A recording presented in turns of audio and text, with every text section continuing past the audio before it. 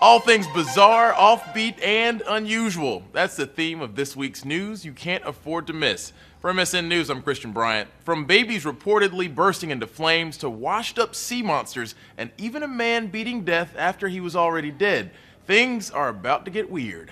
We start with a baby in India who was not only reportedly spontaneously combusted, but has reportedly done so several times and lived to tell the tale.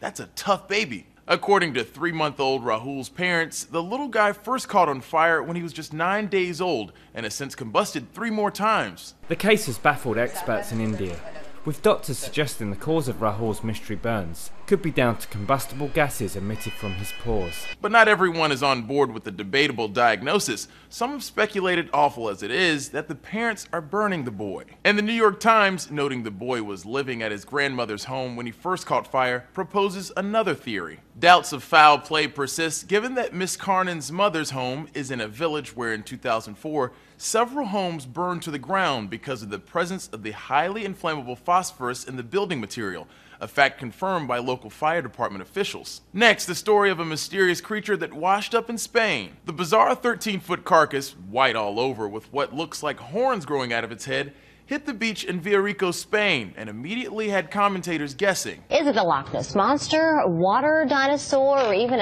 some sort of sea dragon? Some like dinosaur or sea dragon, or maybe a log. It looks kind of like one of those white logs you see at the beach. Sasquatch. Was that a theory that was ventured? No, but I'm just throwing it out there now. Just for consideration. Officials reportedly aren't exactly sure what they're looking at, but they are sure of one thing. It smells awful. Ugh. Researchers are now testing samples to determine what the creature may be, but a marine expert from Florida State University thinks he's got it all figured out.